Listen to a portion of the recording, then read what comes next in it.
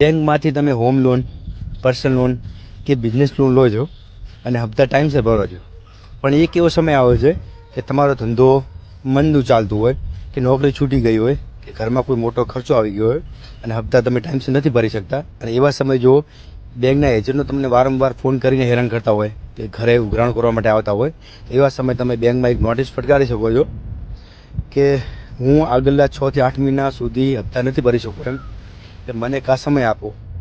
બેંકવાળા એવામાં શું કરશે કે એ તમને સેટલમેન્ટ કરવાનું કહેશે કે ભાઈ 3 લાખ રૂપિયાની લોન છે અને વ્યાજ અંદાજે 4 લાખ રૂપિયા ટોટલ તમારે ભરવાના થાય છે અને તમે 2.5 લાખની અંદર આપણે સેટલમેન્ટ કરી દઈએ.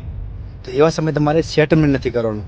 જો તમે એકવાર સેટલમેન્ટ કર્યું ને અને બેંકમાં જો તમારે ડીપી શો કરશે ને તો લાઈફ ટાઈમ તમારે બીજી વાર ક્યારે લોન નહીં થાય.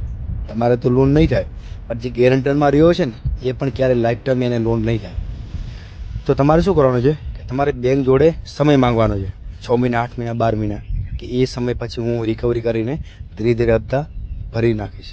આ તમારી સિબિલ કમ થઈ જશે, સિબિલ સાવ ડાઉન થઈ જશે, પણ એ તો તમે જ્યારે હપ્તા પેડ કરશો ને ત્યારે સિબિલ ફરી તમારી કમ્પ્લીટ થઈ જશે, બીજા તમને લોન મળશે. પણ સેટલમેન્ટ કર્યું ને તો જિંદગીમાં ક્યારે તમને લોન નહીં મળે.